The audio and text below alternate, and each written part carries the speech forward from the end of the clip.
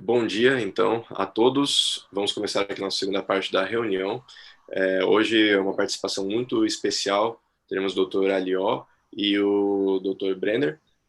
Dr. Alió da Espanha, Dr. Brenner atualmente na Noruega. Então, primeiramente, eu agradeço a participação dos dois. E vamos começar com a apresentação de um artigo que será feita pela doutora Marília. Então, Marília, por favor, fique à vontade.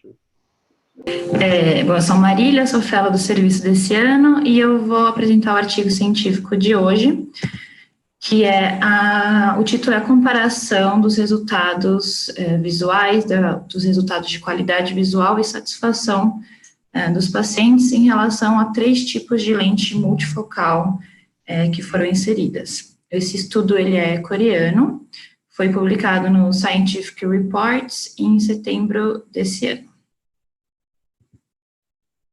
Os autores declaram não ter nenhum interesse financeiro.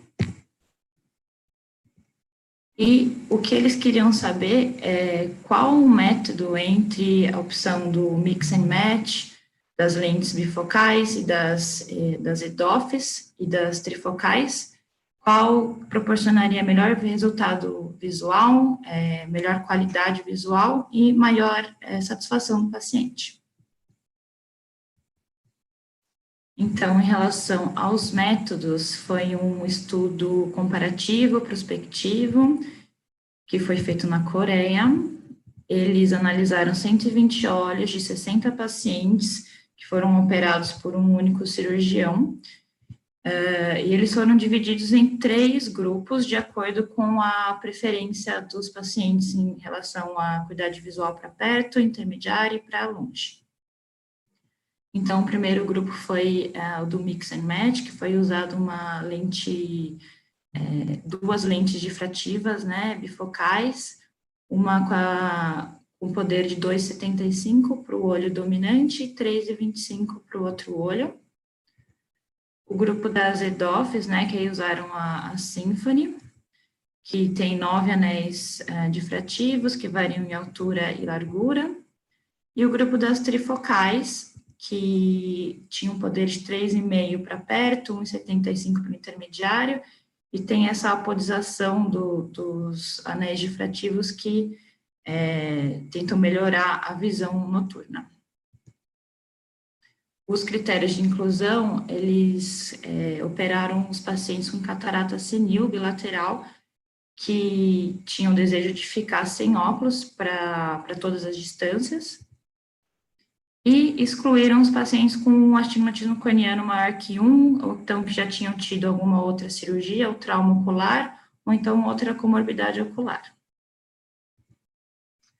Eles usaram o IOL Master, aí colocaram os dados do AL, da ceratometria e da profundidade de câmera anterior nessas 3 fórmulas, e aí o target que eles usaram foi a emetropia, exceto para o olho não dominante do grupo das EDOFs, né, que aí eles fizeram uma micromonovisão.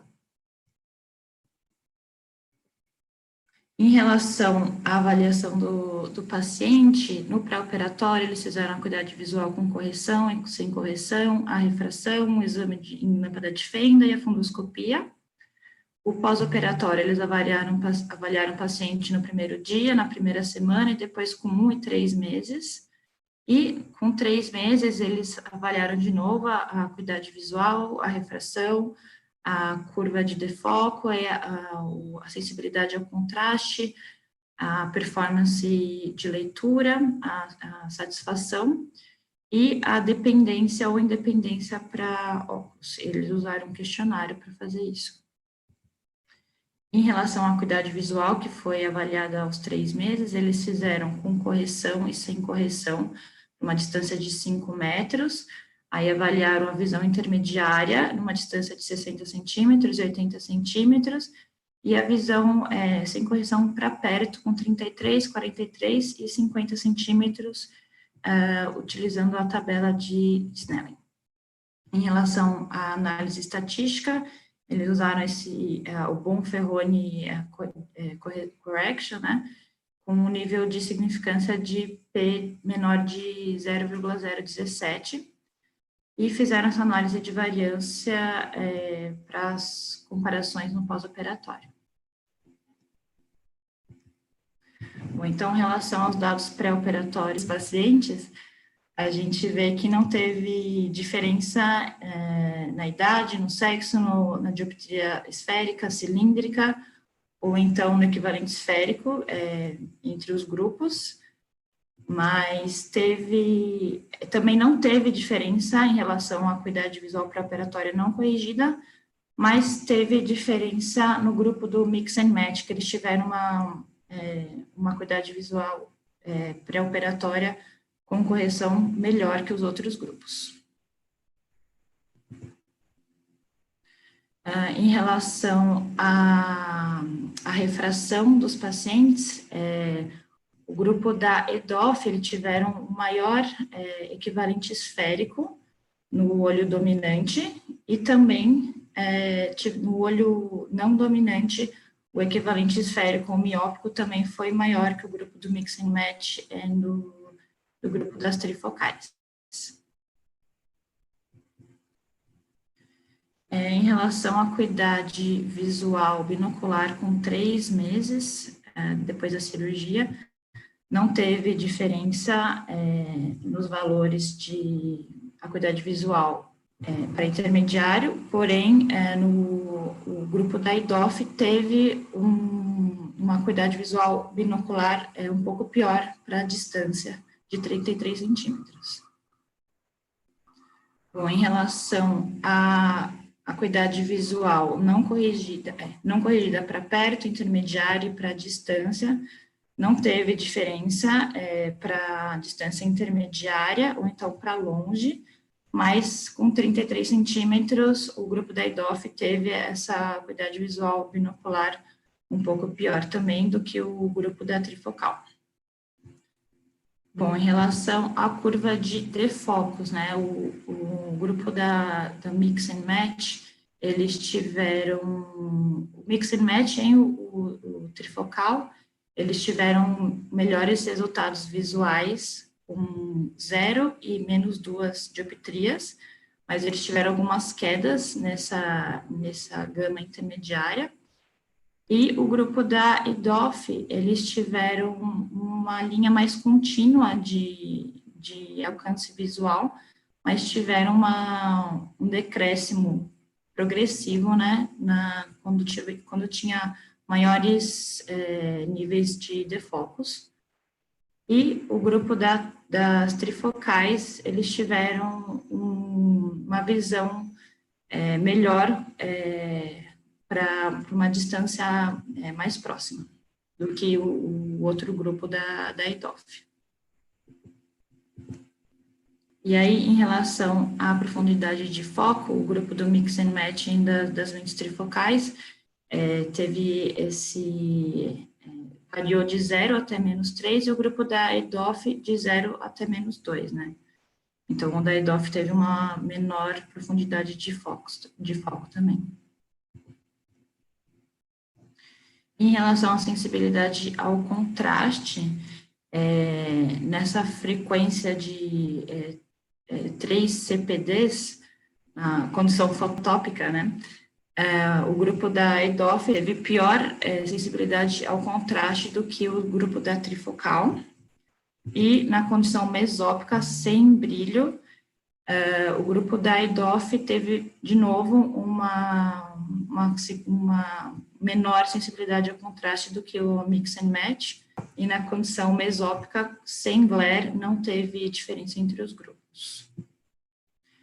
Em relação à velocidade de leitura entre os grupos, em relação ao logmar de 1 e 0,4, não teve diferença na velocidade de leitura entre os grupos, porém, em relação ao 0,3 de logmar, o Mix and Match teve uma velocidade de leitura maior que os outros 2 grupos.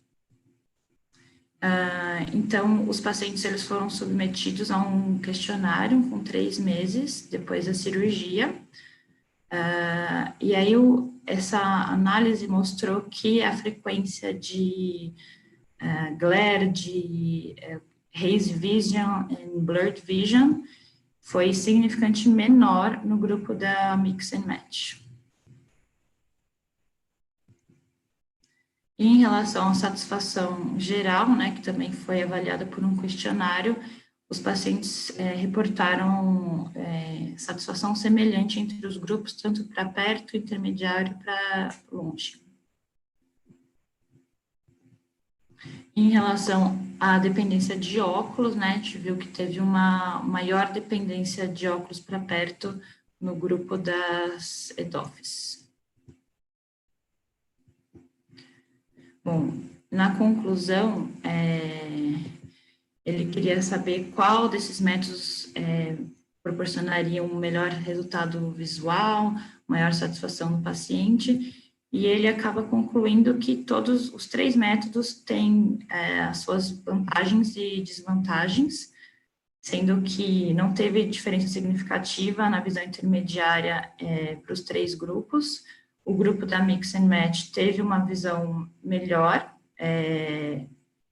porém teve uma redução nessa gama intermediária, né, de distância. E a dependência de óculos para perto foi maior também no grupo das EDOFs, mas a visão intermediária na curva de defocus foi melhor nesse grupo. E o grupo da trifocal teve teve uma boa visão para perto, para intermediária e para longe. E não teve nenhuma diferença em relação à satisfação do paciente.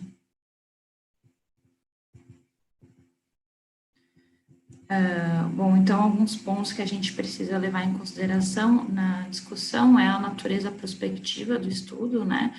E também que foi o primeiro estudo a comparar simultaneamente esses 3 tipos de lente, né? Incluindo as lentes bifocais do Mix and Match. E alguns pontos que a gente tem que considerar também, que não são tão bons assim, que é o tamanho da amostra, que foi uma amostra pequena. Não foi randomizado também, podendo causar um viés de seleção. Tem que lembrar que nem todos os targets foram para emetropia, né? O grupo do olho das EDOFs, o olho não dominante, teve uma micromonovisão. E a análise subjetiva da qualidade de visão também pode não ser suficiente, né? Para a gente entender o quanto que o paciente está vendo desses artefatos visuais. E é isso. Obrigada. Legal, muito bom. Yang, você está com a mão levantada? Marília, parabéns pela apresentação. Muito interessante esse trabalho. Eu perdi o comecinho. Qual foi o método de seleção da lente ou do paciente? E qual lente colocar em cada olho, Marília? Eu me perdi. Ele fala que foi o requisito do paciente. Eles levaram em consideração o que o paciente queria para perto, para intermediário e para longe, mas ele não deixa explícito como que foi feita essa avaliação. Eu tenho dois comentários. O primeiro eu estava vendo a curva de defocus, que as lentes trifocais, bem naquele ponto onde tem o -1, a dioptria, que corresponde a 1 metro, a lente trifocal tendo antes, é esse aí, a curva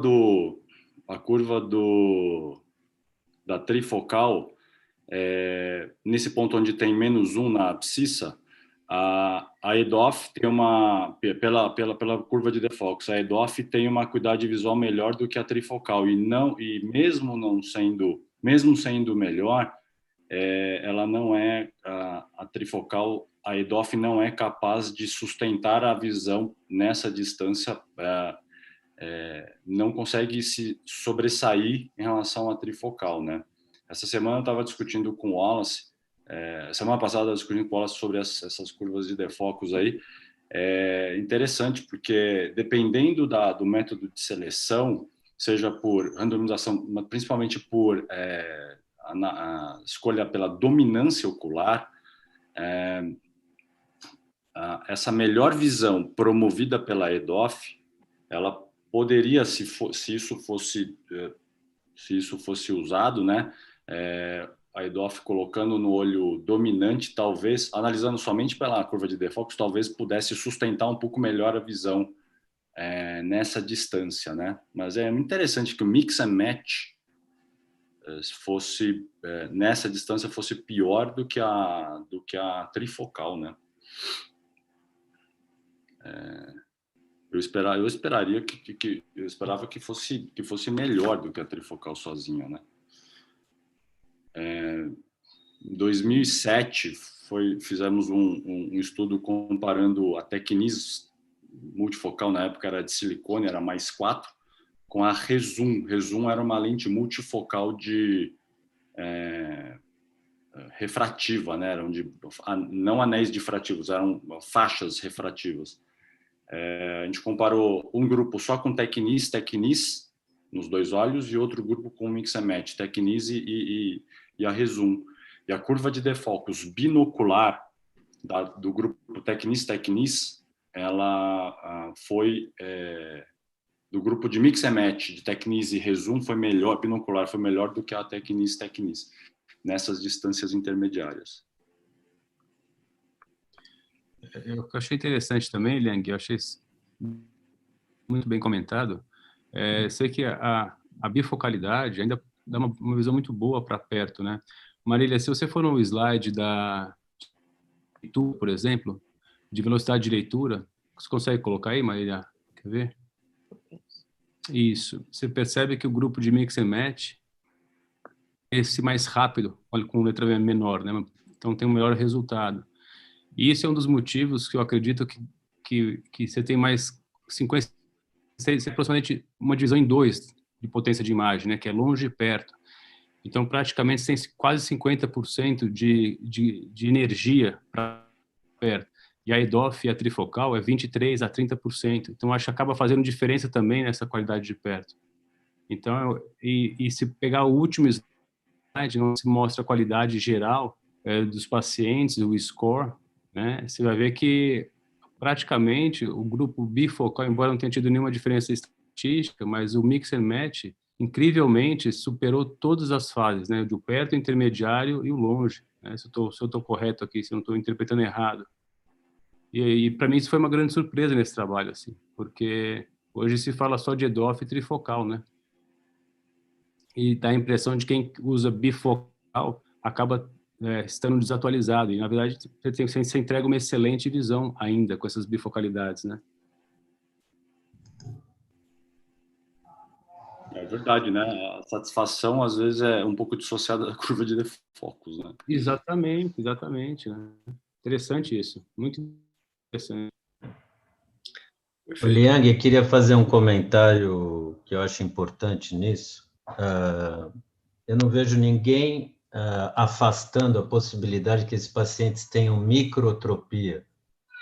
Você não vê isso declarado nos estudos. E a presença de uma microtropia traria bastante desconforto em algumas situações, por exemplo, o mix and match, né? Então, eu sempre comento nessas discussões de seleção de lente, é fundamental você isolar a microtropia. Como é que é?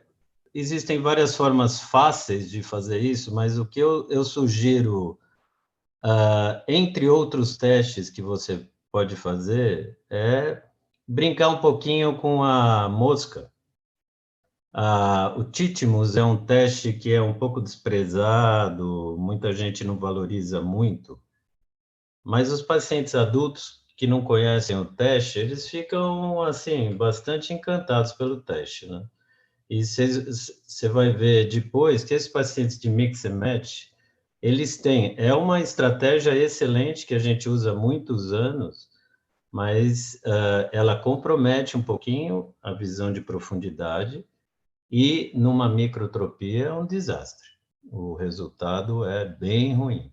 Então, só queria lembrar em relação a isso. Outra coisa sobre essas lentes trifocais, rapidamente, para não atrapalhar a aula do Jorge ali, ó. Essa semana mesmo atendi mais de um paciente que colocou lente trifocal e que veio reclamando que os halos não desapareciam.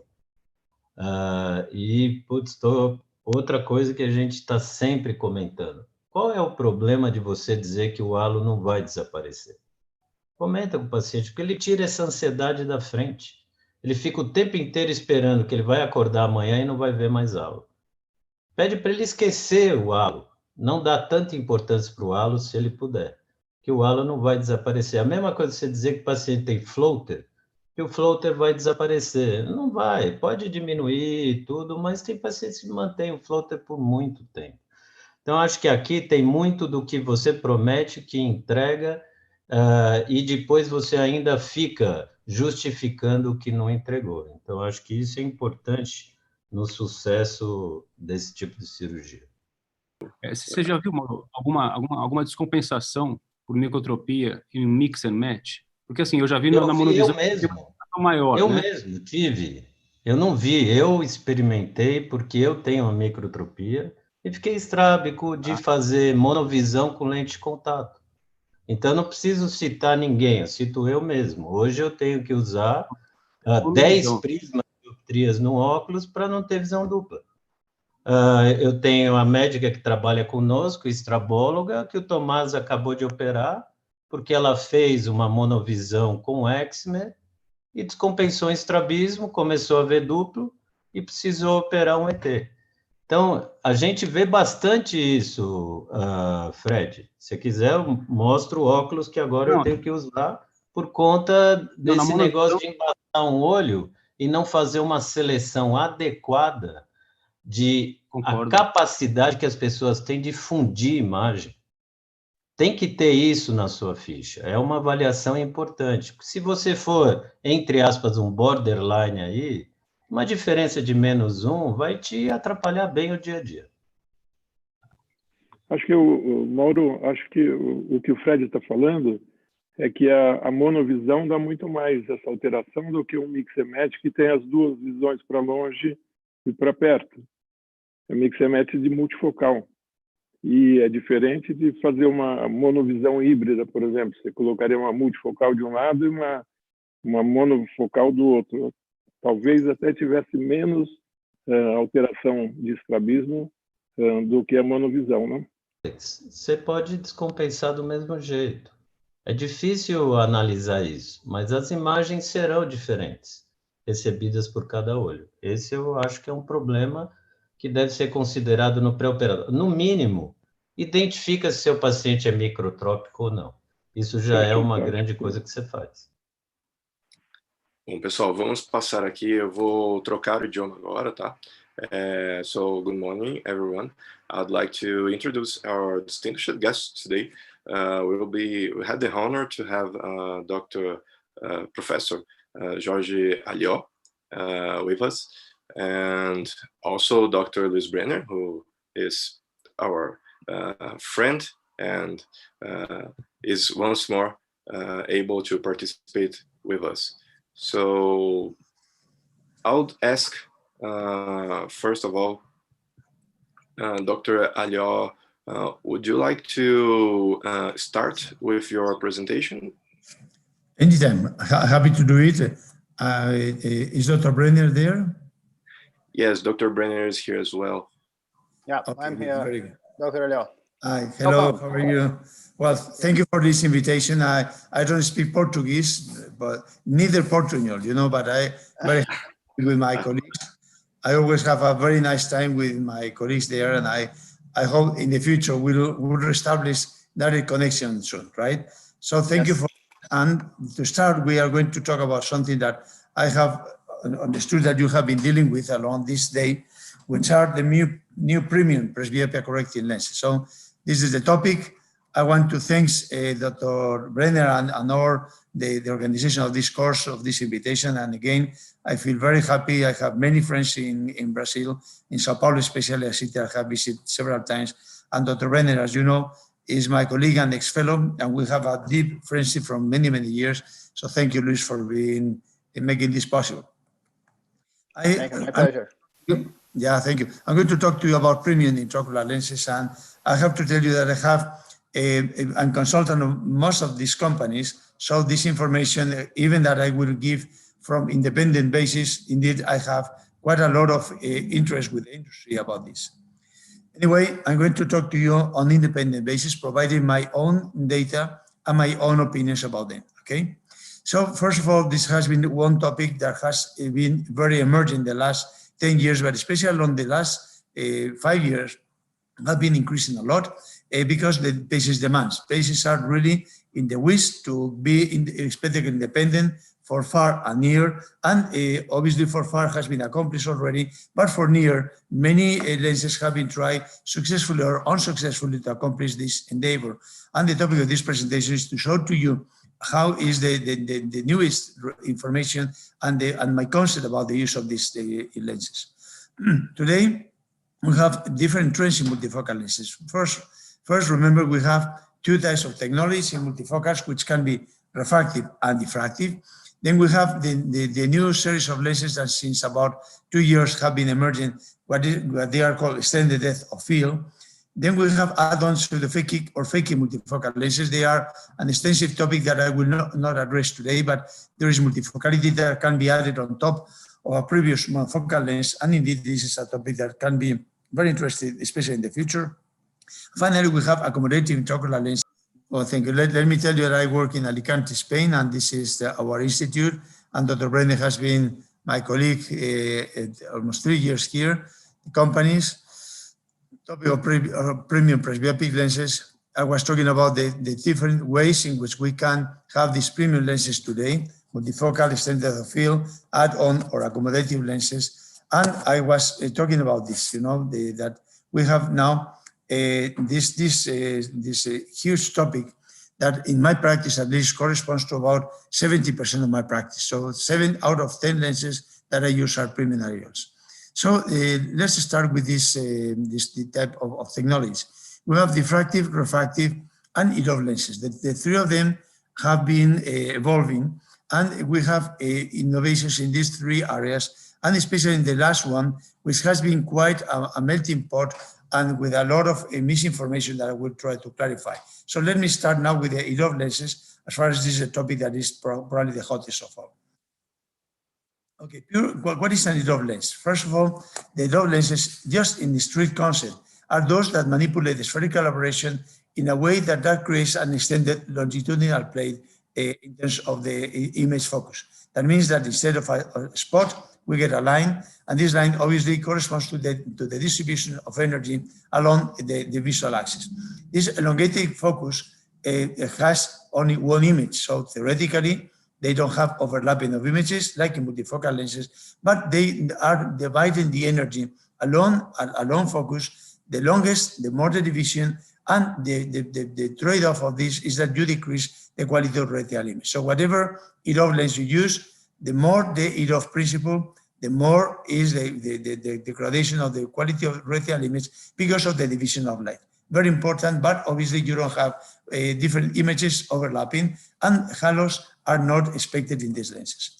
The other lenses are based in a different type of model, which is the pinhole effect, and the pinhole effect can achieve also the EDOF in a completely different way.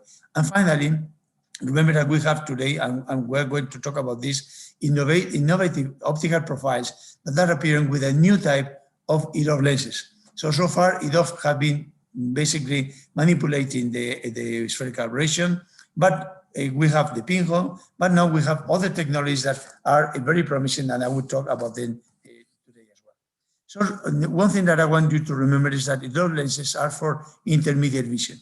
This is a statement of the American Academy of Ophthalmology, and you can find this in American Academy of Ophthalmology reports and in the preferred path patterns. EDOF lenses are for intermediate vision. So when we're talking about the EDOF, they cannot stand near vision. Most of them, or very few of them, can get this just if they use hybrid technology. So this is important. EDOF are not for near vision, EDOF are for intermediate vision. And this is why I published this editorial about 1 year ago in the Asia Pacific Journal of Ophthalmology, in which I was bringing the clarify the concept of EDOF, because many lenses that are really multifocal are being traded as EDOF. Commercial bias is huge, and there's a tremendous confusion in the minds of many surgeons about what they are using, what is an EDOF and what is a multifocal. So read this editorial. You will have, in my opinion, a lot of information about what is the problem with EDOF. And let me put you some examples. I told you that we have a limit to extend the depth of focus. And this limit, when it's overpassed, for instance, if we want to get near vision, not only intermediate, then we have different lenses that try to accomplish. This is one example, the WIOL from Czech Republic, in which a hyperbolic profile was implanted in the capsular bag, aiming to increase 3 diopters the depth of focus. The results were reported in many meetings as very good, but finally, in October 2018, the company canceled the activities because bankruptcy. These lenses were not offering what they were promising, and many of the reports that were on these lenses were fake news. A lot of fake news have been happening with EDOF lenses. Other lens is this one, the Mini Web. I don't know if you have this in your country, in Brazil, but this lens has a bispherical profile and tries to accomplish near vision just by changing the spherical aberration in 2 areas. The real thing is that this lens in my hands has provided bad quality of vision for far, bad quality of vision for near, and has been the subject of 30% explantation rate in my hands. So this is another lens that has revealed to be totally fake news. And so if you want to target near vision with elongated depth of focus, you cannot use only spherical aberration. This is the concept. Spherical aberration can be manipulated to get about 1 diopter maximum, 1.5 maximum. This is why other lenses have appeared. This is the Pinhole Principle, in which the IC8, for instance, another one that has been developed by Walter Nosei in Brazil, reduces the light through a pinhole principle that is from 1.36 to 1 millimeter. Indeed, these lenses can work. We know very well the pinhole principle, but all these lenses, when reducing to the pinhole principle, the entrance of light, will decrease the peripheral visual field. And remember, peripheral visual field is peripheral. It's not the 30 degrees that we usually measure with the visual field test, and this is normal in these lenses. If you extend the visual field to 60 degrees analysis, you will see that these spaces are working like in retinitis pigmentosa cases with a loss of peripheral vision. This is why these lenses are with this type of limitation, and indeed you should know that. This is the extra focus. This is one that has been created also with the same principle. They have been implanted in Brazil. And as you know, this is the same principle, even smaller, and this can be implanted in the sulcus, while the other lens was implanted in the capsular bag. So the capsular bag is a stable structure. Remember, the sulcus is an asymmetrical structure, and I find it difficult to center this lens with 1 millimeter in the visual axis. So dealing with EDOF lenses, remember that we are playing a trade-off between quality of vision and depth of field. The better the depth of field, the more extended, the less the quality of vision. And the more the optical aberrations, the less the quality of vision as well. If you use a pinhole principle, you decrease the peripheral field, whatever they say, they do, because I have the evidence. And then we shall talk about new technologies later on that can, in my opinion, make a revival of the EDOF concept, which is quite, at this moment, in stagnation, using different technologies.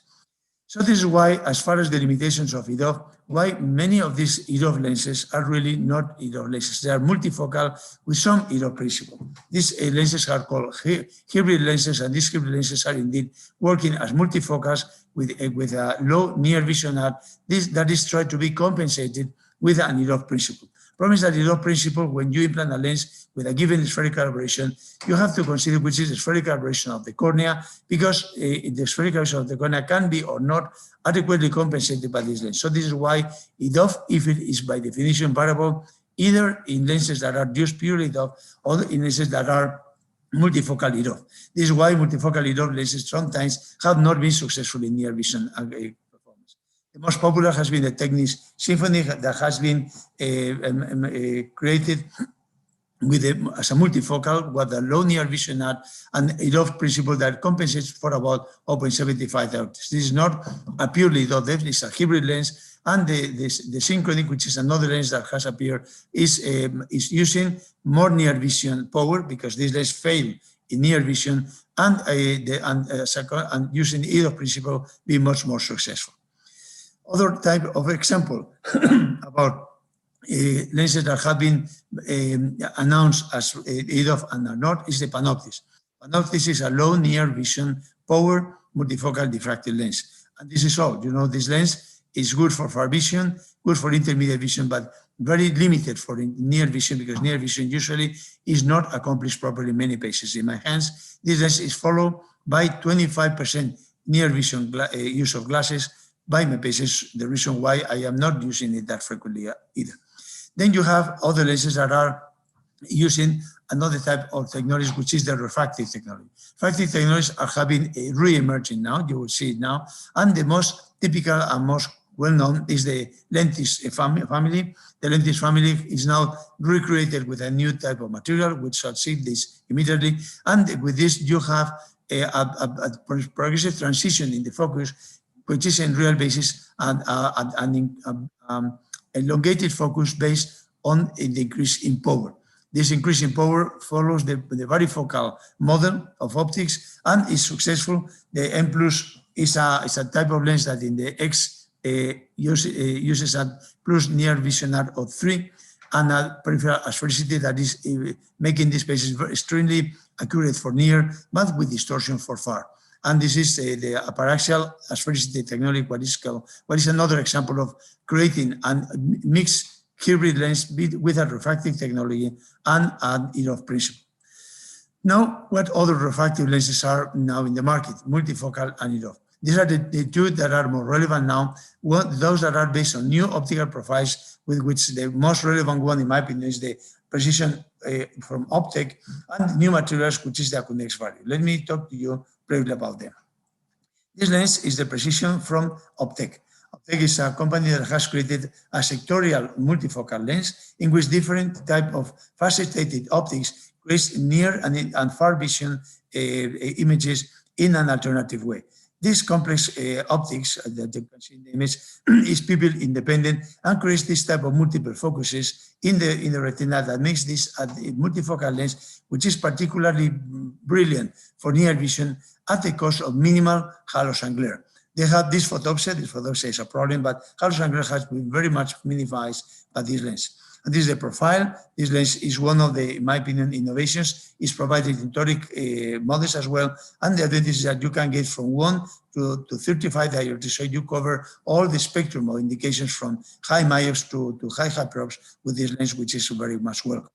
And this is the innovation from Oculintus. Oculintus has created a new company called Teleon, and Teleon has used a new hydrophobic material. This new hydrophobic material using not a plate haptic model, but a C-loop model, has created this new lens, which is called the Vario, that is supplied with plus 1.5 and plus 3 diopters. So it uses the optics of the Oculintus family with the advantage of a new material that has a high index of refraction, a very adequate ABI factor, and asphericity that is added to all the advantages of this lens. This lens is indeed an innovation in refractive lenses. But now the major innovation, the most important, has appeared with the new, what I call monofocal plus lenses. Well, monofocal plus lenses are lenses that manipulate the light, created a focus at intermediate distance, and to some extent even for near. And they are not using asphericity change as a principle. They are not changing. They are not, introducing any type of power add in terms of multifocality, but they work in a different way. It's still not easy to understand because the companies are not clear about what they do, and I will talk to you about this. This is indeed a real innovation. The advantage of these lenses is that they don't have a decrease in contrast sensitivity because they don't elongate the focus in the way that they use with aberrations, and they don't have multifocality, so they should not have halos, and glare, because there is no superimposition of images. There should not be a decrease in the quality of retinal image, a very important issue, because most of the neuroadaptation problems comes because of the inadequate quality of retinal image that leads to poor contact sensitivity. And no neuroadaptation is required. These new monofocal plus lenses, I'm going to talk to you about this. They are an innovation, and it seems to be extremely attractive. The first that appeared in the market is the Technics Eyhance from Johnson & Johnson. Offers a biconvex continuous and higher order sphericity anterior surface, has a central increase in power in the 1 millimeter of the center of the lens, and has a pupil dependency part, and indeed is a lens that looks and behaves as a monofocal. But the truth is that this lens, being a monofocal, has no neuroadaptation, has no halos, no glare, has an intermediate vision accomplishment, which is good, and in some patients, even near vision with adequate pupil motility. We have performed a study that is sent for publication at this moment, in which we have used all the normal parameters that we investigate to study the quality of retinal image and the performance of the patient in terms of the focus curve and contact sensitivity function. And look at our data. Our data first offer extremely accurate values for far vision. We had very good calculation approach, and the patients ended in more or less what we wanted. The uncorrected for this visual acuity was very good, and the uncorrected visual acuity was very much improved. It's not fantastic, but it's good. It's good enough to be spectacle independent if you read up to J3. More than J3, it doesn't offer, you know. And the corrected for the art that we had to do in these cases was 1.6 diopters versus almost 3 diopters in the control. So this is a case control study in which we investigate the performance of the Eyhance with very favorable outcomes for intermediate and improved near vision as well.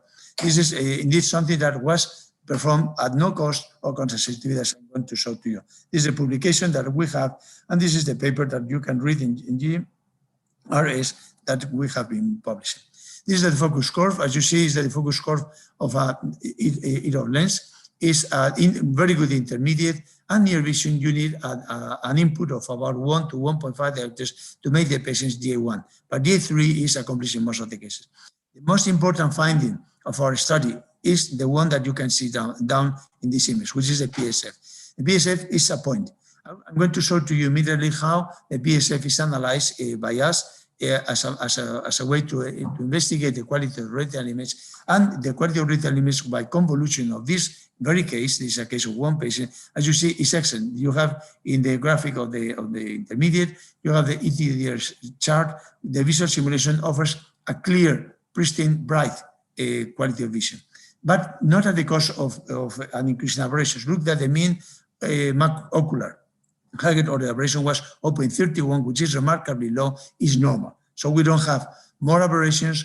We have good quality of retinal image, good intermediate vision, near vision improved. This lens works very well. Far vision is excellent.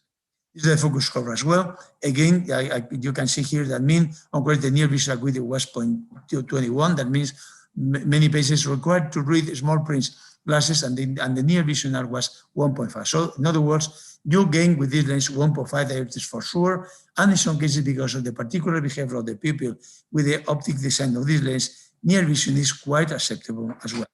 Again, the quality of retinal image is outstanding, and look here that the Strel ratio is 0.5, which is one of the maximums you can get with any monofocal lens. So this lens is a monofocal lens with intermediate vision and no photophenomena. This is the conclusion. So this is a lens that I'm using as a monofocal lens. If I have to choose a monofocal, I choose this lens, and this lens offers to me the advantage of intermediate vision. Some patients are very happy with near vision. I never promise that, but they can, and indeed it's a major accomplishment for those of you that don't want to run into troubles of dysphotopsia and want to implant premium lenses in these cases. But there's another lens as an example, which is the Visite. Visite is from Alcon, and the Alcon has created a lens that looks like a monofocal, but if you are careful and under the microscope, you can see this small central area, which is a platform. It's a kind of 1 millimeter plateau in which the lens is elevating and creating a waveform change. Difficult to explain to you how they do that. I have no clear information. I have to tell you that many times I have been discussing this with the company. the information they release is not the real one. Alcon is a good company, but they want to keep the secret of this lens. And the real thing is that what they accomplish is a behavior of the center of the lens, which is working with the pupil as well. That elongates the focus. But this elongation is not related to a change in the aberrations of the patient, is not related to a multifocality. So it's a completely new concept of multifocality. What is my opinion about this lens? Is very good. I have not finished the study yet, so I cannot provide to you as with the enhanced data, but I have to tell these patients are remarkably good. Far vision is excellent. Intermediate vision, excellent. Near vision, very good. It's not like a multifocal, but they are, most of them, spectacle independent, no halos, no glare, no photophenomena. This lens deserves attention. Probably it's a new generation of lenses that will be in the future changing the availability of lenses that we have in a way that we can use them much more freely and much less exposed to complications. So remember, those lenses that we have today based on aberrations provides an intermediate vision improvement, never near vision. They degrade the quality of retinal image, and they can lead to many troubles, especially those like mini-well or the Waveform IOL that have to increase a lot the spherical aberration, and as a consequence, decreasing a lot the quality of retinal image. Remember, some fake news are happening around. Achromatization, for instance, has been offered as an advantage in the Symphony lens, if it is expected to be because of chromatization. It's not true. Chromatization works in a totally different way, can be accomplished in many ways, and is not improving near vision at all. And so EDOF lenses should be today called as pure EDOF, those that are not adding multifocality, those that are with some multifocality at the Symphony and the Panotis and others are really hybrid lenses, and the monofocal plus lenses are an emerging interesting option that deserves attention, and I'm sure that they will give a lot of important impact in the market because of the quality that I observed in the results. Now, let me talk to you about other innovations, because we have lenses that probably are not listed in this talk, but we need to evaluate the new presbyopic lenses. When you have a new lens, how do you know that it's good for your patients? You have to request to the companies these two issues. One, optical quality and retinal optical quality. Retinal quality is the essential tool, because the better is the retinal image quality, the better and faster will be neural adaptation. But the visual performance is not only your processing as far as cortical perception, and the closer these lenses will offer the focus curve to what is physiological, the easier will be the way to neural adapt. Second, we need to define success. You want to implant a lens and you need to know, is the lens going to be successful? Let me tell you what is successful for me. For me, success is 20/20 for far. I don't renounce to any line of far vision, because patients with poor near far vision are much more prone to neural adaptation failure and to creating problems in your office.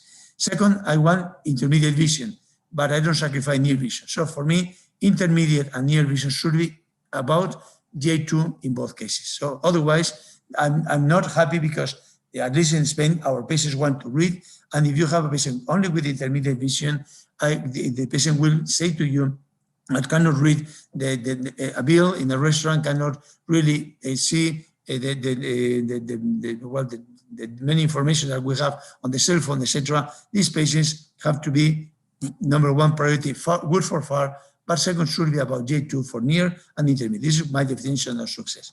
And in this way, we have an spectacle independent patient in all circumstances.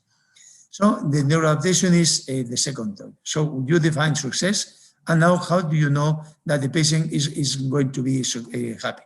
You have to evaluate the focus curve and using the low mesopic contact sensitivity. The focus curve, very important, and low mesopic contact sensitivity will give to you a translation of what is the quality of retinal image. This is the focus curve at the left of a patient of 30 years of age, and you have at the right a normal subject of 45. 45 is a presbyopic age. These patients are already with problems in near vision. You have to get something in between, because if you have the focus curve that is less good than the one of a 45 years old, the patient will have near vision glasses and will not be happy. But if you get a plateau, this patient will get a quality of retinal image that is, and the focus score that is almost physiological, and the rotation will be very good. So those the focus scores that are similar to a normal focus score of 30 years old, something not yet accomplished, or similar to a 45 and in between, are the happy patients based on the focus score. And look here the variability of the focus scores that you have. This is a paper that is taken from Breyer. And you see that the focus score and the first one that you have in gray is a monofocal lens, have a diversity. Those that are a plateau would be ideal. Those that are bifocal will be followed by problems of neuroadaptation. Some of them that are with too low profile in near vision will make the patients to use near vision glasses not happy as well. And this is still happening with most of the EDOF lenses. They don't provide near vision. And now the quality of retinal image is essential in understanding the following, which is the contrast sensitivity. We have a method based on the use of pyramidal aberrometry, cancelling all the second order aberrations to know how is the quality of retinal image in different lenses. And look here, we have in this image a monofocal lens, very well known, which is the SA60. It's a spherical lens, it's not a spherical, and the swell ratio is 0.53. This is a paper submitted for publication already. Look here at the middle, the one of the LISA tree. LISA tree has a quality of retinal image that is the swell ratio 0.46. That means less than the monofocal, and with some halo, but this halo is remarkably small. The convolution image is good, even that is not as good as the one from the monofocal lens. But now look at the Oculentis MF30, which is a refractive lens with a near vision of +3.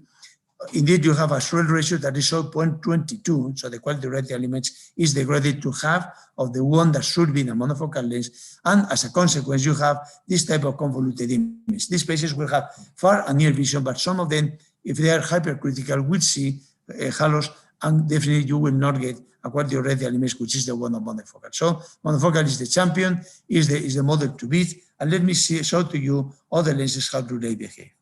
This is the monofocal versus one of the fake news that have appeared in the last years, which is the Miniwell. Miniwell has an awful retinal image quality. Look here, compared with the monofocal, the swell ratio is 0.09 versus 0.5. So it's a very bad lens in terms of quality of retinal image. This justifies why many of my patients were not happy and why I had an explantation rate of 30% when I was using this lens. So be sure that this parameter, quality of retinal image, is offered to you, because with this, you will disqualify many lenses to be used in your practice. This is the same image that I showed to you at the beginning. See, again, just to compare the monofocal, the trifocal, and the Oculentis, how they are different compared with the Miniwell is clearly a much worse lens. Now, this is just to offer to you again the purely EDOF lens oversupplied in terms of spherical aberration, and as a consequence, increasing the depth of focus, but at the cost of decreasing image quality. Even that they increase the depth of focus, they cannot accomplish near vision because the light is so much dispersed that there is no energy for near vision, and these patients use near vision glasses always. This is, again, the comparison, but now with the LISA. Look, the monofocal, the trifocal size lens, the LISA, and this EDOF lens, the Miniwell. There is no way to make any doubt that the quality of the one of the Miniwell is far less than the others. And now look at the eye-hands. The eye-hands has a pinpoint quality of retinal image. Look that the swell ratio is 0.5, similar, identical, let's say, to the monofocal SA30, and the visual simulation offers an outstanding lens. The refractive error diagram is very interesting, doesn't offer any change in power in this lens. So what the company says is true. They are not increasing the power of the lens. How they create this intermediate vision effect with such a remarkable good vision from far and such a remarkable quality of retinal image is a mystery that will be explained by us, by Johnson & Johnson, one of these cases. Now, let me talk to you about the second parameter. The first is the focus score. The second is the low mesopic contrastivity. Low mesopic contrastivity is the critical one in multifocal lenses. Don't measure photopic, don't measure scotopic. What matters is the low mesopic conjunctivity. Patients are unhappy when they cannot read in the restaurant, when they cannot read when they are on the bed, when we are traveling in an aircraft with light that is not enough to make the vision. This is the low mesopic conjunctivity of the LISA tree, and this is the fine vision. This is the fine vision, a very good lens, but look how conjunctivity is significantly lower than the LISA tree. This is again how different diffractive models create different impulse and contact sensitivity. Now look at the Restore plus 3, it has even less contact sensitivity than the fine vision. Now look at the M+. M+ has a very good contact sensitivity function in the high cycle spot degree spatial frequencies, but in between has not as good as the LISA. So the LISA is the winner of these lenses. And now this is another lens, which is the monofocal, that is the champion. So the champion definitely is the one that wins. If we have to compare the monofocal with the others, we didn't find statistically significant differences with the LISA. We didn't find statistically significant difference with the Oculintus plus 3, but definitely the curves are less good than in the monofocal in both of them. You can read this paper in the European Journal of Ophthalmology. Now let me explore an area of presbyopic lenses that is very attractive and innovative, which is the correction of presbyopia with phakic multifocal lenses. We opened this area of a study in 2005 with a first publication made ever on this topic in ophthalmology. This paper from us offered the first multifocal lens to be implanted in the eye with the purpose of correcting presbyopia. We used the platform of an angle-supported lens, and the optics was of the Reunião. That lens was manufactured by Allergan, and at the moment was very successful. These lenses happened to be successful, but the problems were related to the haptic profile, because angle-supported lenses, as you know, in the long term offers many problems. This is why recently some companies have been focusing in posterior chamber lenses. Posterior chamber lenses like this, which is the Presby IPCL, offers a diffractive profile that implanted in behind the iris can offer the advantage of correcting presbyopia. It's supplied in powers from 1 to 3 on top of any refraction that is provided. And this lens can be implanted as an acrylic material on the sulcus like the ICL. This is the pattern of this lens. This lens has no written paper so far. We have been using this lens with some benefits, as you will see now. This is the quality of radial image of the patient. As you see, the diffractive model and the diffractive profile is clear in the image of the upper side of the slide. Look at the quality of radial image, which is quite acceptable to good. And it's not a pinpoint, but it's good. The PSF was acceptable to good, and the convolution image offers to us that the patient has quite good vision for far and good vision for near. What was the problem of the lenses? This problem of the lenses was that explantation happened to be frequent because of cataract induction. When we open an eye in a presbyopic age, do we promote cataract in many patients? So this is the problem. It's not the lens, it's not the material, it's that we open the eye. This problem didn't happen that much to us with the angle-supported models, but happened a lot in the posterior chamber models. And I think that this will happen with the model of the ICL that is beyond the investigation, because manipulating the posterior chamber and in that way being near the crystalline lens is probably harmful for the lens and promotes cataracts in a much more frequent way. So I would like to finish this talk with some important thing, which is about accommodation. Can we replace accommodation with an intraocular lens? Can we replicate this complex mechanism that makes related to ciliary body action to focus objects for near? This is something that let me explain to you how is the condition of this. Okay, so we have different lenses in the past, and we have to agree that all of them were extremely discouraging us to use them. They were fake news.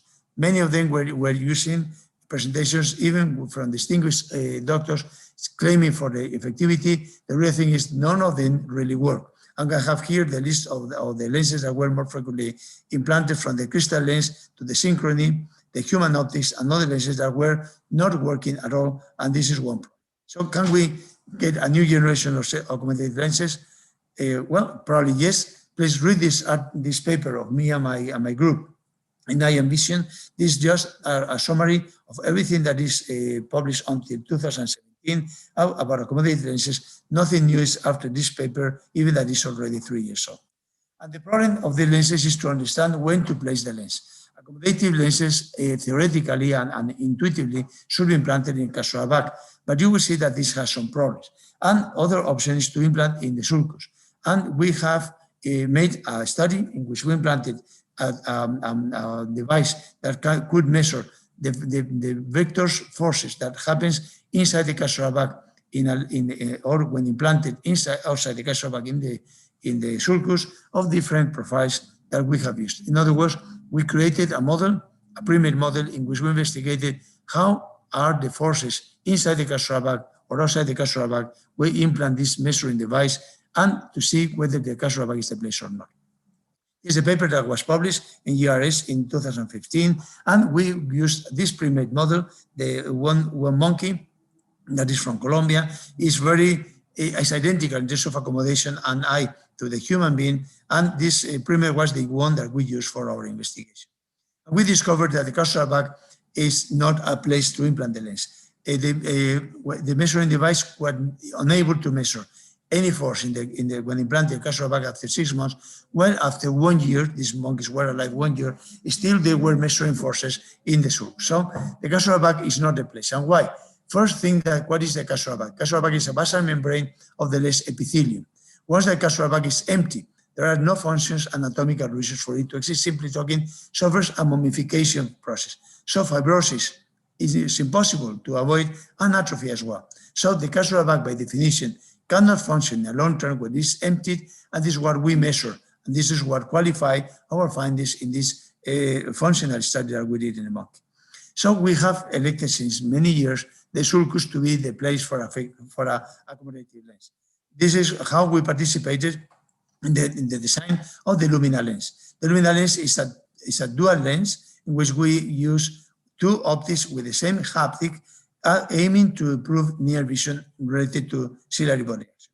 The way in which the Lumina works is based on the Aulas principle, in which two varifocal surfaces, when one is sliding into the other, creates a continuous change in the optical power of the eye. This is real accommodation, and the purpose of this study was to demonstrate that this technique was true. This is the surgery. You will see how this lens, which probably is new for many of you, is implanted. The lens is implanted in the same way like any other lens. We use the positive meridian for the incision in order to compensate any astigmatism that could happen in the patient. We use microincisional cataract surgery through incisions of 1 millimeter, and then once that we finish by manual way this surgery to implant the lens, we need to collapse the capsular bag. So viscoelastic is implanted in the sulcus, collapsing the anterior capsular bag onto the posterior capsular bag, creating this way space in the sulcus to implant the lens. This is how we open 2.75 millimeters the incision in order to implant the lens with the cartridge. The lens needs 3 millimeters. This is the power. The lens is implanted in the vertical meridian and is customized in terms of the size for every one of the patients. Then this is the profile of the lens. Has a mark in order to know that we are not implanting it upside down. And now we take the lens to the cartridge because the eye is ready for the implantation. The haptics are designed in a way that the sulcus they will get the forces for the ciliary body sulcus. And now I am implanting the lens. The lens is implanted in the sulcus. Remember, the capsular bag is collapsed. With the second hand, I am forcing the entrance of the trial haptic in the sulcus. And once that both the distal haptic and the trial haptic is in the sulcus, we leave the case. We test that we see the capsularis behind the lens. And now we are going to empty the lens and the eye from the viscoelastic. The viscoelastic should be cleaned from the anterior chamber, also from behind the lens and in between the lens. This is how I am using this manual approach in order to clean the lens. And once that the viscoelastic is eliminated, then the operation is over. What I'm going to show to you can be read in this paper of American Journal of Ophthalmology and in a later one that we publish in JRS, Journal of Refractive Surgery. So we have used objective and subjective methods to analyze the outcomes of this lens. This is the one the one analyzer. One is the Waveform Analyzer. Waveform Analyzer analyzes the change in the waveform of the eye in terms of dioptric power according to distance. So you're moving the target from far away to near, and according to near, you have different activities in the change of power. This is how they implanted. This is a patient that was implanted in one eye and in the other eye. Look in the left, that you have effect on near vision, there is the stimulus that increases the power of the lens according to distance, while it's not happening in the monofocal. So this is truly accommodation is related, the power with the distance in a human being. This is the focus score that, as you see, is offering to you what is about a patient in the 40 years of age. Remember what I told you before, should be not more than 45. These patients had a near vision that was between 1.6 to 3 diopters. 3 diopters was not accomplished, but only in few cases, but from 1.6 to 2, many patients accomplished this. So variability existed. Variability is an issue that you have to remember that will happen in any physiological function. We are not with the same strength, we are not with the same capabilities, and this happens with accommodation as well. We could discover that different profiles happen in different patients, from plateaus, peaks and plateaus, and these different ones always provide the evidence of intermediate vision good, near vision quite good, sometimes excellent. This is patient satisfaction with the lens, excellent, really very, very good. And this is the one remarkable finding, because we were at that moment, remember we implanted the lens in the sulcus, that probably the capsular bag could be fibrotic and could lead to JAK laser capsulotomy frequently. It's true we have JAK the patients in about 25 to 27% of the cases, but when doing JAK laser capsulotomy, we increase the power of the near vision. That means that the patient, that the eye is, when the pressure of the tension of the posterior capsule is released, is increasing the effectivity of the lens, because you see here that in blue is the focus curve before the JAK laser, and in red after the JAK capsulotomy. Look that the far vision has been improved, obviously, patient had a PCO. Look at that the intermediate vision has improved, obviously, patient had a PCO, but look how near vision has increased. And so near vision is improved with JAK laser capsulotomy, a remarkable finding. This is the one outcome that was obtained in the controls, with the control was with the HA60 from Alcon to the lens, and you see that in all distances we had a significant difference with the monofocal. This is the focus score comparing the Lumina lens with the monofocal. Look that we have excellent near intermediate vision, far intermediate vision, and quite good near vision as well. Were all the patients aesthetic independent? The answer is no. Some of them still use glasses of about 1 to 1.5 diopters because of the variability. This variability has been very much reduced now, and the last set of patients that we have operated, believe me, I cannot remember one using near vision glasses. The good thing is that contraceptive function is normal. So these patients that have a monofocal lens, they don't lose contraceptivity in any frequency, especially in mesopic. And this is a very interesting study that we did, published in Diurnal Refractive Surgery, in which we compare patients with less than 30 years in terms of accommodation, monofocal implanted lenses, and the Lumina. And we have measured the three of them with the WAM analyzer, with the Waveform Analyzer. Look that the normal person has obvious accommodation, less than 30 years. Look at the right, we have accommodation, but you see that it's much more dispersed than the young person. So this is what reflects the variability that you have to expect with multifocal lenses, with accommodative lenses, because accommodation is a function that can be variable. And indeed, both were totally different to the focal lens. So this is objective information about the use of successful use of accommodative lenses related to the restoration of near vision. Again, look the differences, and this is important when when we have a disruption in the posterior capsule during surgery. There's a patient in which we had in one eye a monofocal, and in the second eye we had a capsular bag disruption. Okay, we have progress during the surgery. Still, the patient has accommodation. So this lens, as far as you respect and is respected, the anterior capsular ring can be implanted in the sulcus in the presence of vitreous loss successfully. Obviously, this offers a tremendous opportunity to these patients. And this is the focus curve of the contralateral eye of the same patient with a monofocal lens and the one with capsular break, offering better intermediate vision. So to finish these accommodative lenses, we have the evidence now that the Oculinus Lumina is accommodating, is a successful lens. Accommodation can be restored. The near vision outcomes are very good, even that they are not constant, they can be variable, but these spaces are spectacle independent. Most of the cases, intervening vision is always good, and the problem is that we cannot guarantee near vision performance spectacle independent because about 1/3 of them uses glasses. The posterior causal is not necessary for this lens as far as you can use it even with vitreous loss, and once the diagnostic has been performed, there is no negative impact, rather positive impact in the performance of the lens. And this is a tremendous gain for the future. This study is going to start December the 5th in Colombia, in a multicentrical study that is already in progress here in Spain, and you will have very soon results from this multifocal place, the multifocal study, excuse me, the multinational study performed in different places in order to understand what is happening with this. So to close this presentation, remember, multifocality and EDOF are not physiological.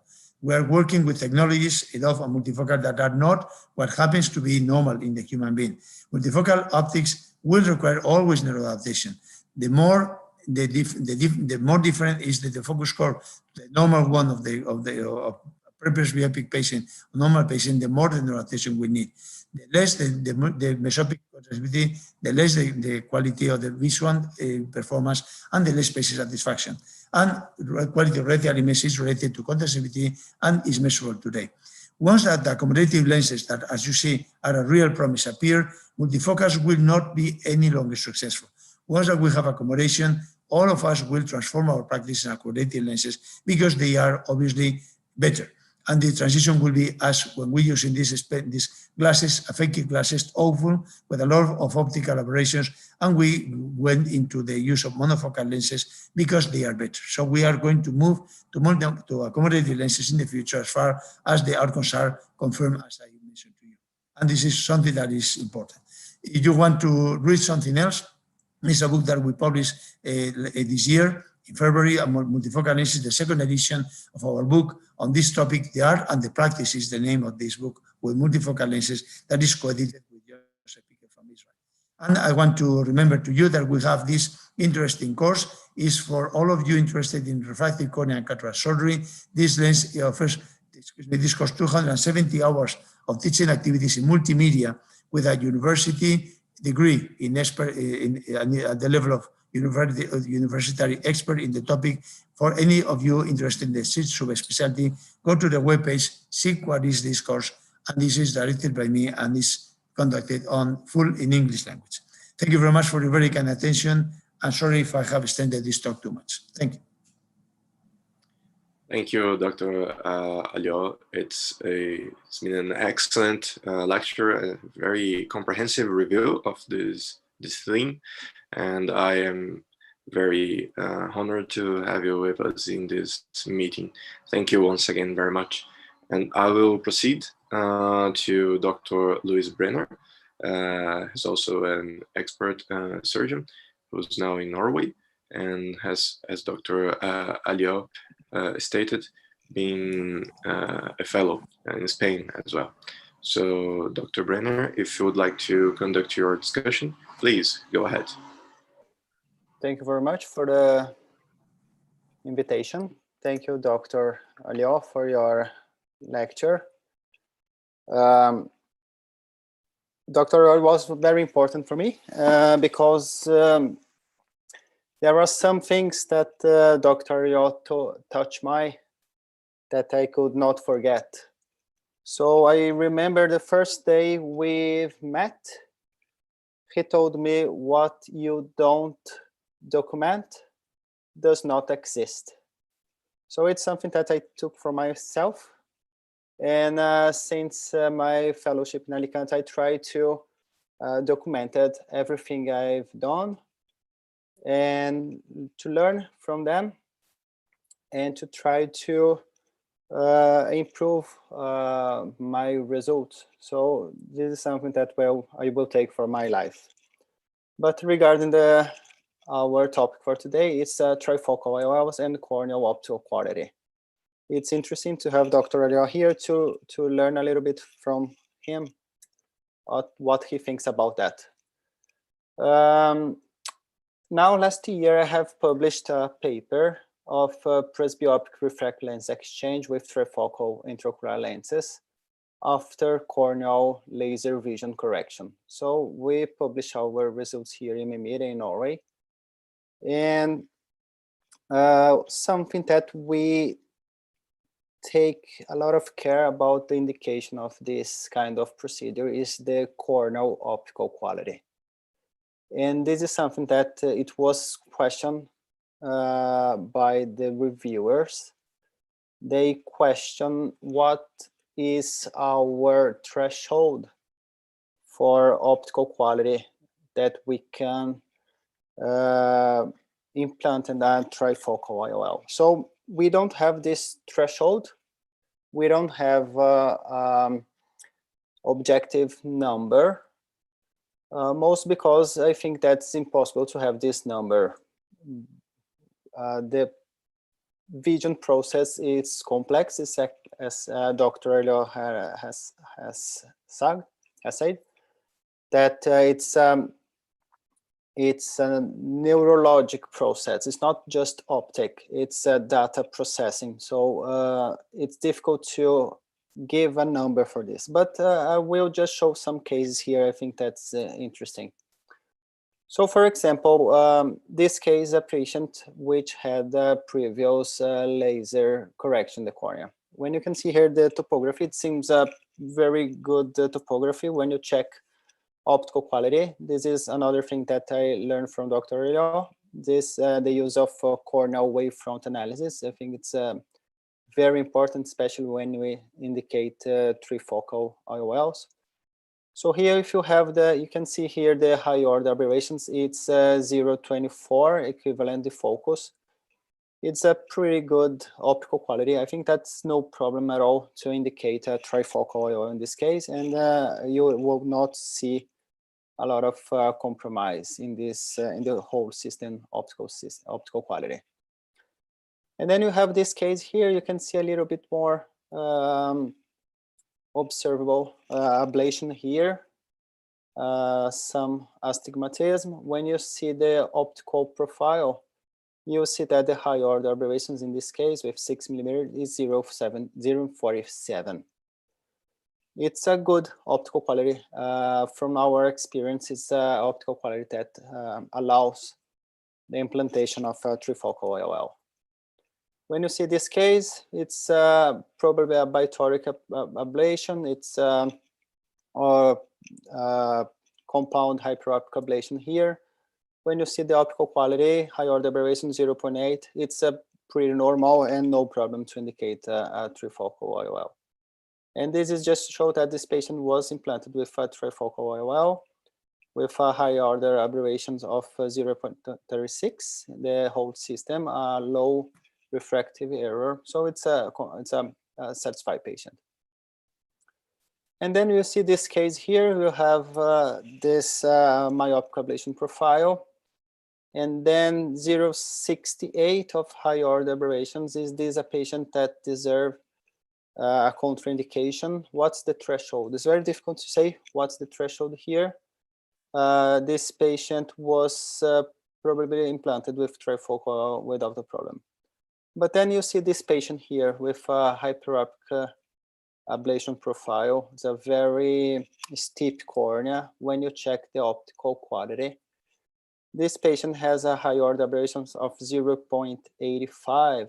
Probably most of you will contraindicate a trifocal IOL in this case, and probably if this patient come to me today, I would contraindicate a trifocal IOL as well. But in this case, the patient was implanted with a trifocal IOL, and surprisingly, this patient is very, very satisfied with this implant.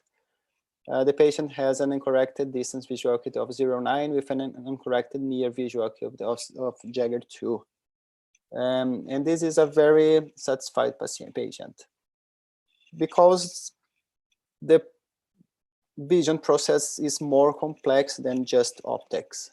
And of course, because the aberrations also is difficult to give like a number because the aberrations interact between them and to increase or to reduce the optical performance. So it's difficult to say like a number that will work like as a threshold for implantation of trifocal IOLs.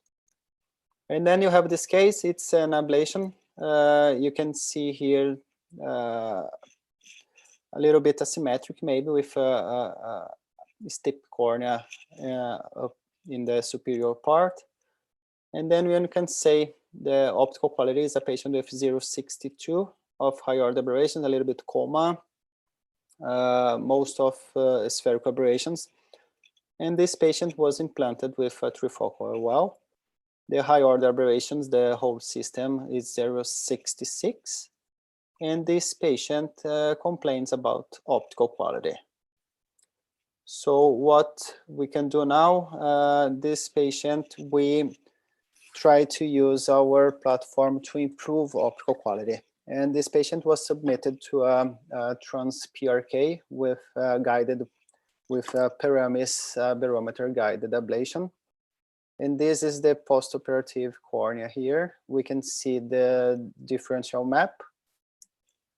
And you can see an improvement of the optical quality. Here is the postoperative refraction. The convolution is great.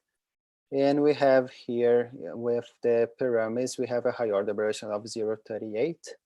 And the patient's, it's almost a metrop here with a good optical quality. So we can use some tools to correct the optical quality afterwards. The best is if we don't need that. So here's just to show the differential map, the wavefront differential map, with a pre-op high order aberration of 0.69 and the post-op with 0.37, and improvement of optical quality with Paramis guided ablation profiles here. Here it's a case, it's also a previous laser patient here, which was implanted with a trifocal IOL. Here's the profile, 0.32 of high order aberrations.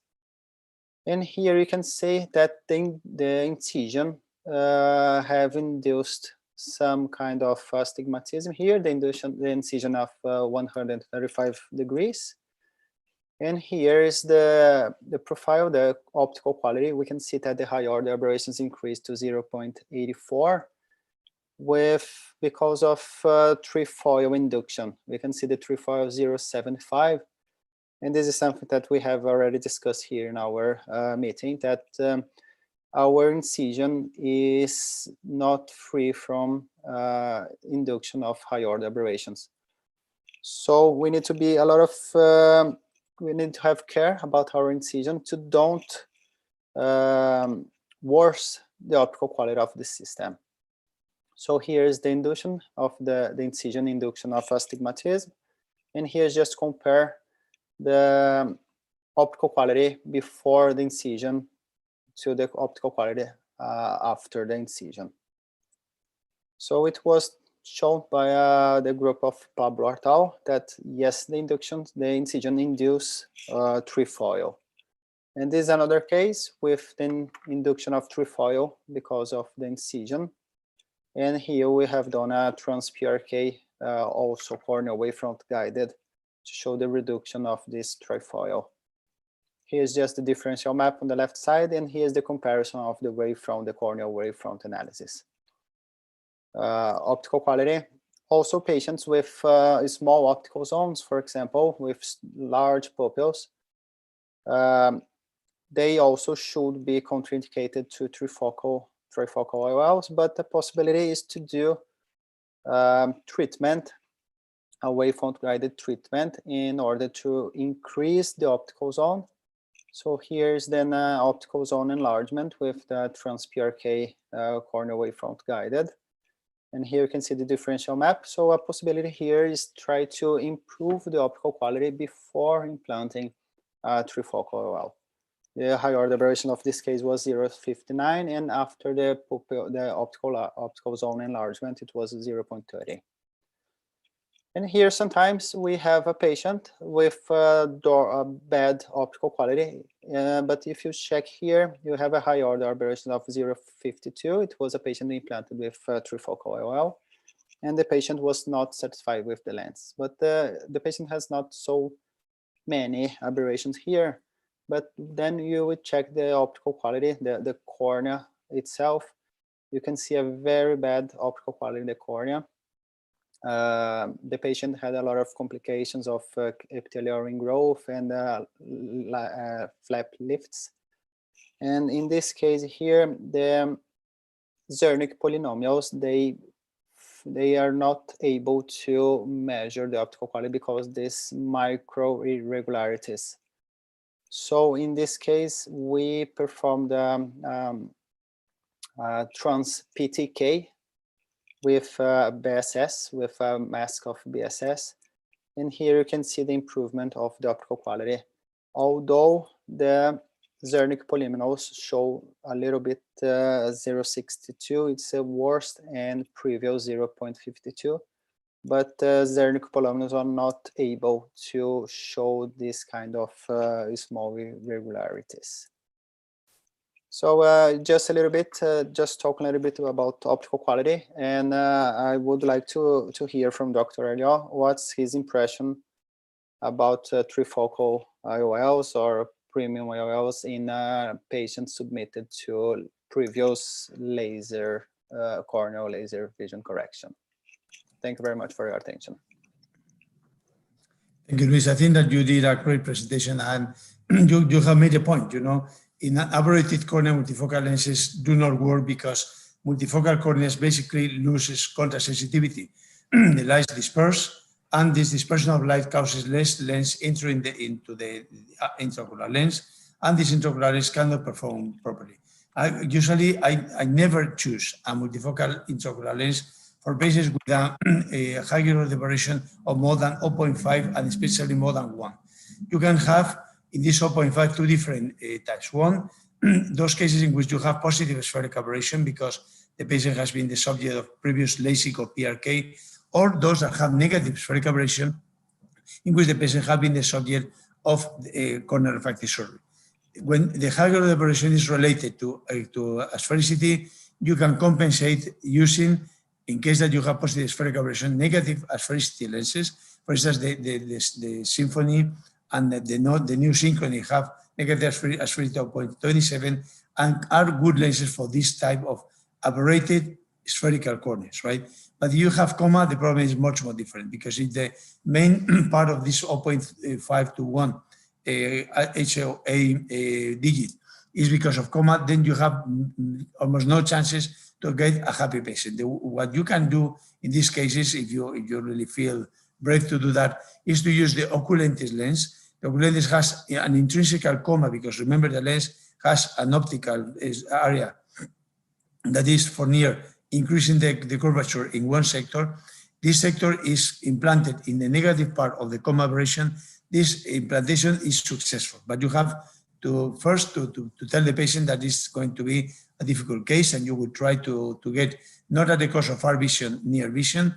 And if you are precise enough to place the lens in the chromatic axis, but inverted, so the positive part of the comma should be coincidental with the flat part of the lens and the negative with the sector.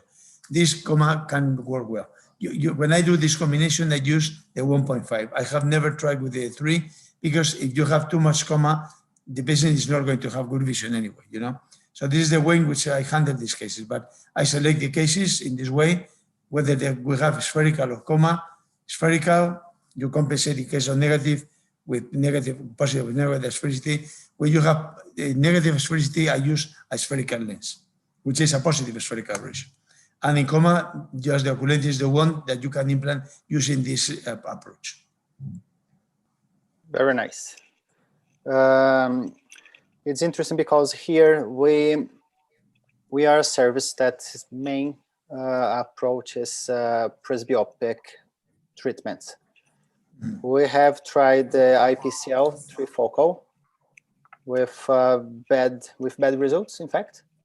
So we just stopped with the IPCL. We are waiting now for the new ICL with an extended depth of focus. I hope this came soon. we are excited about this possibility. But our main market here is trifocal IOLs. And I think that's, we need to know how to deal with this kind of high order aberrations.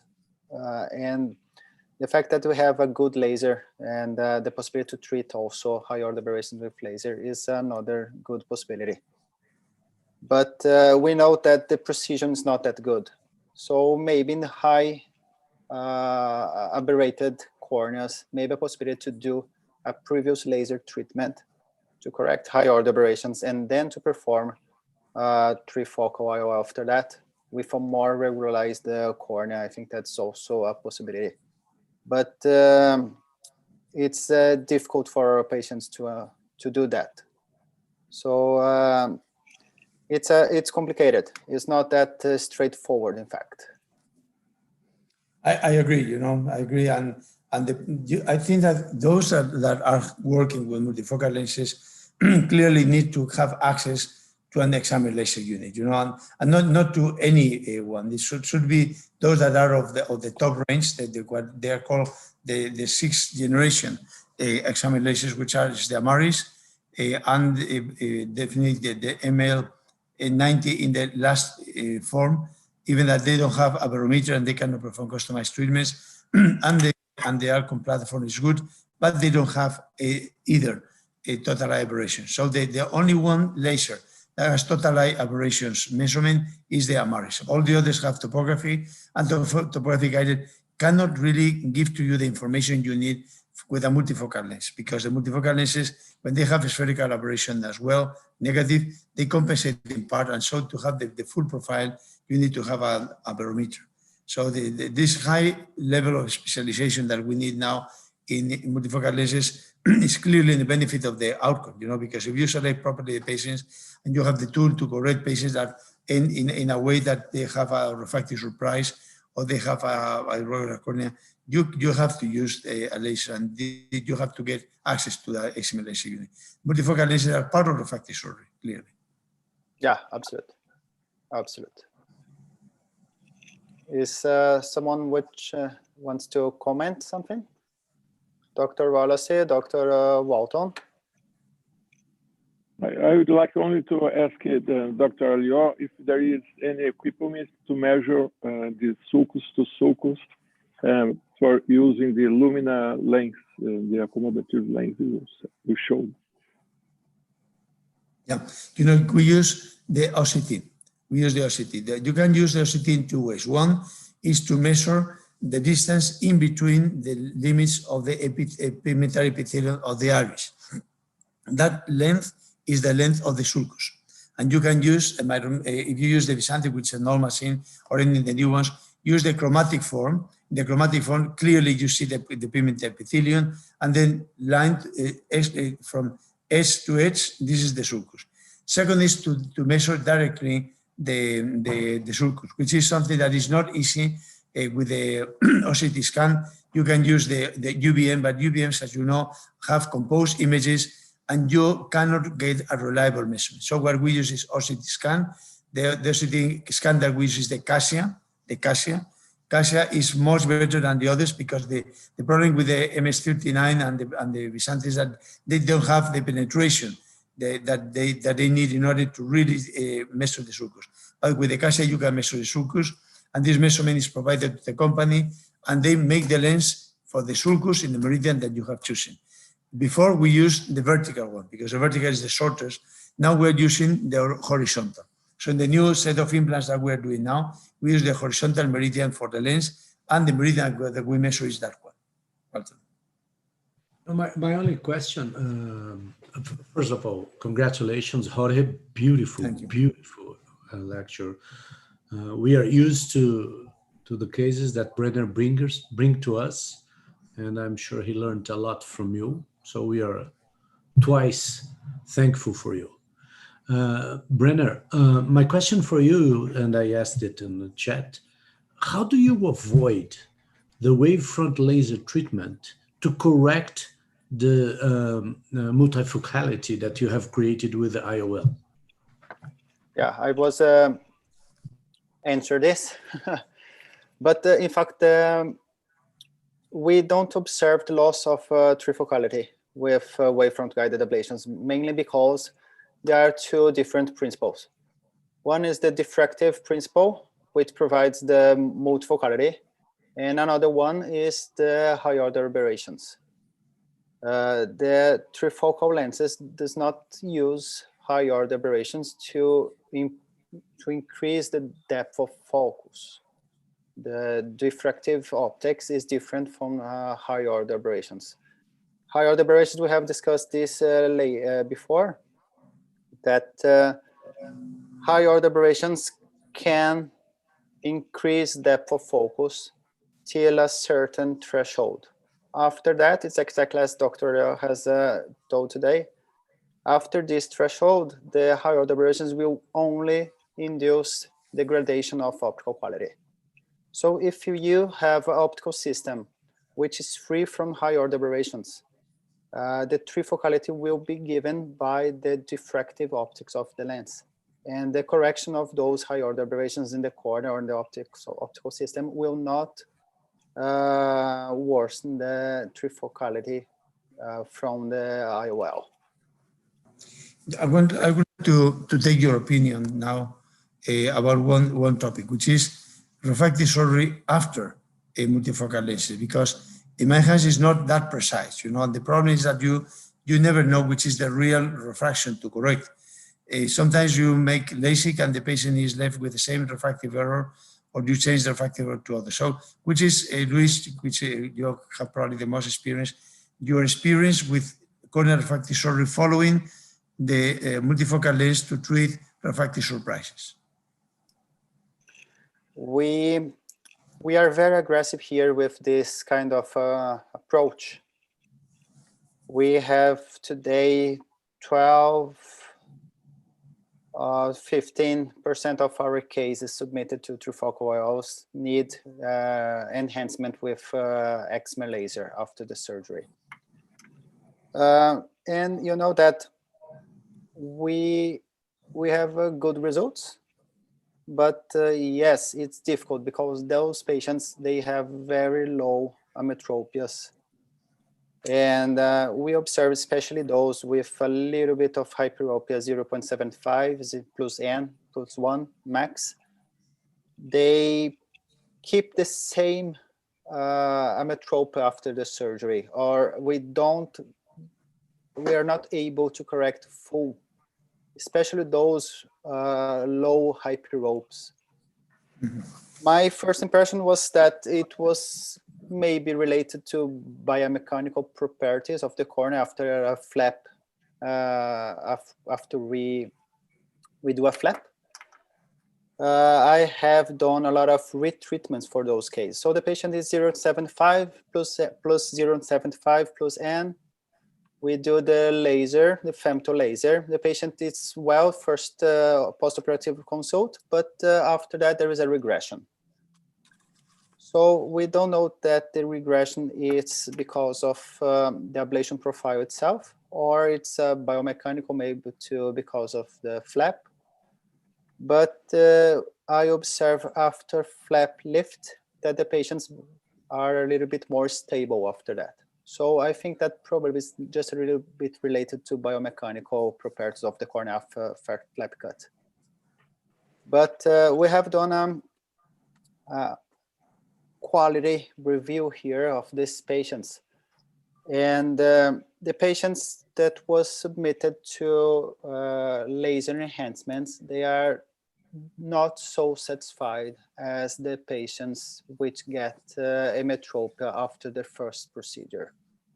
So we observe that the satisfaction is very reduced after laser treatment. So two procedures, it's worse for the patient. The precision is difficult, yes, absolute, but they are better than before the laser. This is fact also. Same experience, you know. We have, it's not as successful. We published a paper a few years ago about this topic with better results that we have now. It seems that we have increased the number, and you have this type of cases, as you rightly mentioned, that you have a +1, patient is not able, obviously, to read properly because you are subtracting power from near, and finally you do the relation, and the patient has a +1 after it, which is frustrating. We have to treat these patients twice, and the outcomes are very questionable. This is my point. It's not a properly solved case. I don't think it's biomechanical, because it should happen in every patient, but our results in elderly patients, even that they are not the same like in normal patients, we don't have this problem with monofocal cases, lenses, with refractive surprises. Monofocal lenses, we are accurate, and ±0.5 is 90%, not with multifocals. The problem is, where is the refraction? What is the refraction of the patient? What are you measuring? Whether the patient is measuring an optical point that is different than the one that you use for far is not a problem that I know the answer. Definitely, I have this problem. Yeah, as you. I'm using like a nomogram now. I'm trying to overcorrect those cases. Mm-hmm. But yeah, it's on the way. I'm trying to titrate a little bit what to do in those cases. The myopic error is a little bit more easy to treat, but this hyperopic refractive residual error, it's a little bit more tricky. I have the same problems here. Absolutely. Exactly. Total agreement. Hello, Brenner and Dr. Lior. Congratulations for the great presentation. Dr. Brenner, I would like to know about your great experience regarding refractive lens exchange. So when considering the results, they are pretty much attached to the IOL, which is chosen, I mean, the trifocal one, which is chosen to be implanted. Do you choose the type of trifocal, I mean, from different brands? Or do you have a specific choice for all your cases in terms of trifocal brand? And if you do so, do you have a technical reason for choosing a specific brand?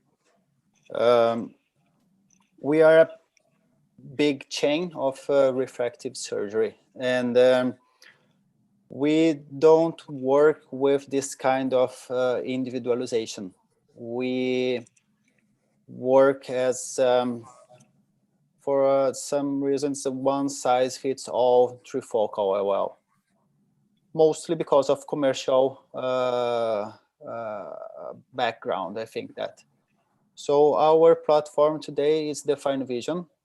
We don't do a lot of research in this because we have tried Fine Vision. Before we had from 2010, it was most Restore +3. 2012, it started with the M+, the length is M+, but we had more than 400 cases with opaque lens with opacity, and we need to change all those lenses. We have stopped with M+, I think, from 2015, and from 2012, 2013, we are using mostly Fine Vision. The Fine Vision gives us very good results. We are very satisfied with this platform, and our quality sector does not see a reason to change the platform that's working very well. So we prefer to keep simple, to keep with this platform we trust. We have good results with that. And we try to improve our results in this platform, working with optimized constants and nomograms based on our results. We have started with Panoptics. So Panoptics is our second line. No? We are very satisfied with Panoptics results. Patients demonstrate a very good independence of glasses. So now we have almost 10% of our case with Panoptics IOLs. And we have done like a protocol with Synergy lenses. And we observed that synergy lenses did not provide better results than those we are used to. So we did not change our platform. And most, I think that's because of commercial part. I think that we get a very good contract with Fine Vision, and the price and results, I think that's Fine Vision is the best lens for us now. But I think that we are doing some kind of contracts and negotiations with Panoptics, but it's commercial after all. Okay, good. Thank you. Okay. So if there are no other comments, I would like to thank once again our participants today, especially Dr. Alio and Dr. Brenner, who have made their availability for this session. And I'm sorry if we have extended a little bit of the time, as this is a theme that raises many questions from our viewers as well. So thank you very much. And Dr. Alio and Brenner, please, if you would like to make any final remarks, I would like to thank everyone and wish a very nice week and a nice weekend. Yeah, I would like just to thank you, Dr. Alio. As I always say him, my year in Alicante was probably one of the best years in my life. So thank you very much for that. It was my pleasure. Thank you very much, Luis and friends. I hope we'll see in Sao Paulo in a better moment, you know, without all these environmental issues of the virus, because it's a wonderful place to be. Thank you very much. Thank you. Bye. Thank you. Thank you very much. Bye.